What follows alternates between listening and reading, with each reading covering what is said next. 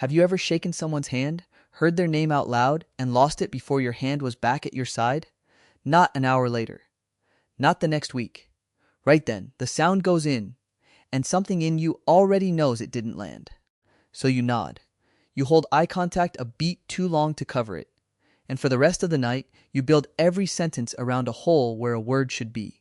You've probably decided this says something about you. That you're careless. A little cold, maybe. That other people care more, and that's why they remember. Stay with me, because the research says almost the opposite. Forgetting a name is not a caring problem. It's a timing problem. There is 1/2 second, right at the introduction, when that word is actually available to you. What your attention is doing in that 1/2 second decides everything. And for a certain kind of person, it is almost always doing something else.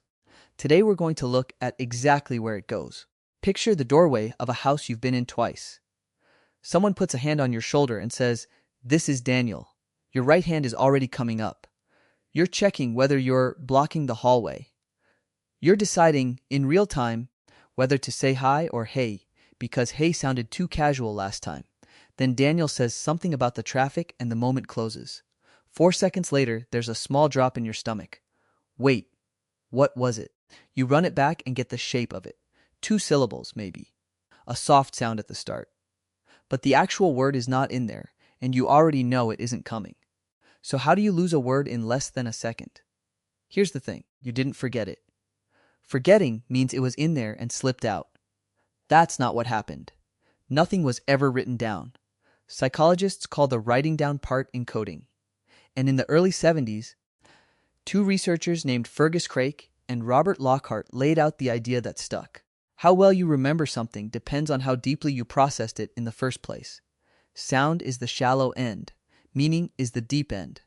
A name at a doorway gets the shallowest handling a word can get. It arrives as noise. In the exact second, your body is busy shaking a hand. Think of a name like a sticky note. It doesn't go inside the box with everything else about the person. It sits on the outside, held on by a strip of glue, about as long as one breath. You can't lose something you never picked up. But here's where it gets interesting. Because the question isn't why the name failed. It's where your attention actually went instead. 5 people standing in a loose circle. Introductions are going around. Your turn is 2 people away. And what are you doing? You're rehearsing your own name, not because you forgot it, because you want it to come out at the right volume, with the right amount of ease, so nobody thinks you're nervous. Then it's your turn. Then it's over. And the 2 names said just before yours are simply gone. There's a name for this. Malcolm Brenner tested it in the early 70s and called it the next in line effect. People remember the least about whatever happened right before their own turn to speak. It has been repeated many times since. It is one of the most reliable little failures in memory research. You weren't being self-absorbed. You were doing what a social animal does before it opens its mouth in front of strangers, and it goes further than your turn to speak. In that first 1/2 second, you are also reading their face, checking whether the handshake was too soft, watching whether their eyes went to the door behind you. Ask me a month later about the man at that doorway, and I can tell you his coat was too thin for the weather, that he laughed one beat after everyone else, that he held his glass with both hands the whole night. All of it. Everything except the word. Attention is a budget, not a virtue. You have a fixed amount, and in that 1/2 second, you spent yours on the person. The name is the line item that didn't get funded. And think about who is good at this. Really think about it. The salesman who says your name 3 times before you sit down. The barista writing it on a cup. The teacher on the first day of school with a chart on the desk and every seat labeled by hand. None of them are warmer than you. They have simply turned the name into a task. Something to capture, repeat, and store, separate from the person saying it. They are not listening harder. They are listening differently. And the small ugly truth is that the people who are best with names are often the ones treating the introduction as a job. You were treating it as a meeting. And this is where it gets stranger, because even when you do pay attention, names are built to fall off.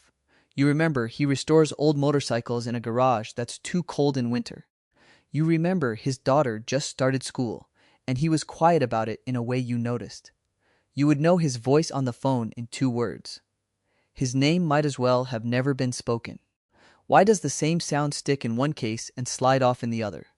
Memory researchers have a small, perfect demonstration of this, sometimes called the Baker-Baker paradox. Show people a face and tell one group the man is a baker. Tell another group the man's name is Baker. Same face, same sound. Weeks later, the ones told he bakes remember far more, because baker opens into something. Bread, an oven, flour on a forearm at 5 in the morning. Your mind has somewhere to put it. Baker, the name, opens into nothing at all. It's a label with no door in it. Gillian Cohen studied exactly this, and the psychologist Deborah Burke has spent years on why proper names are the first thing to go. Names hang from thin, single connections. Everything else about a person hangs from dozens. Thin things break first. That's why the word gets stuck on the tip of your tongue more often with names than with anything else, and why it happens more as you get older. So this isn't a defect in you, it's the design. Everyone leaks names. Some people just leak them faster because their attention is aimed at the person and not at the label stuck to the front. And here's the part that explains the guilt. ASL 3. You see them at the far end, pushing a cart, and they've already half raised a hand. And you turn. You go buy oat milk you do not need because you would rather spend $4 than say hello with a hole in the middle of it. You've done that one, haven't you? It's a small tax and you pay it constantly. You say, hey you, with too much warmth to cover the gap. You start an email with just hi and no name, and you feel the missing word sitting there. You scroll back through a group chat, looking for someone to say it first. You hover near 2 people, hoping one of them will introduce themselves so you don't have to do it. And the worst one, you get introduced to the same neighbor for the 3rd time, and you both agree, silently, to pretend it's the first.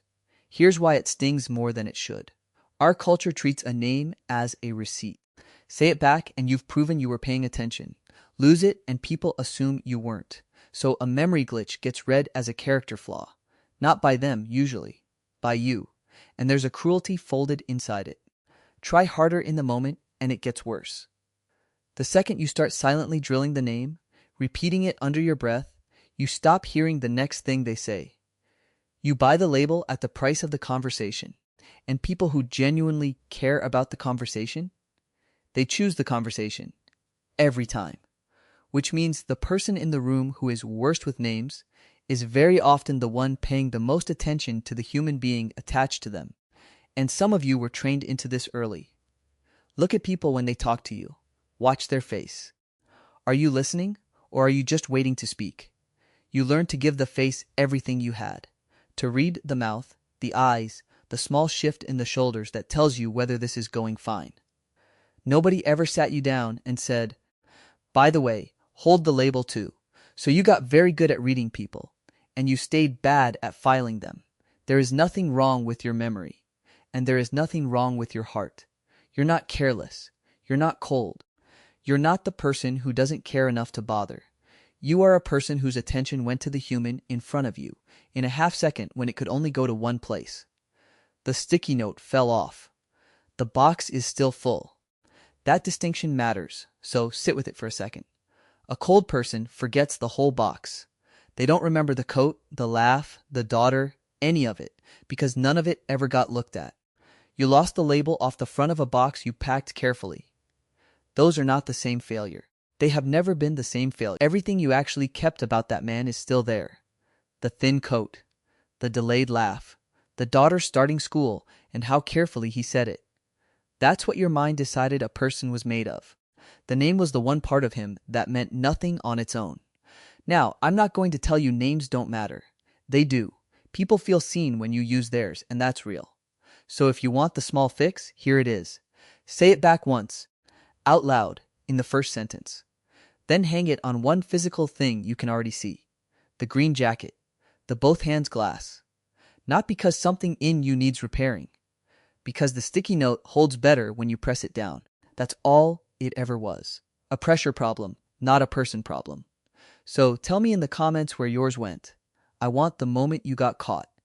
The one where you had to introduce 2 people you genuinely like, and both names left the building at once. Or Tell me which part of this felt like it was written about you. I read them. And the next time a name slides off you, try not to take it as a verdict on who you are.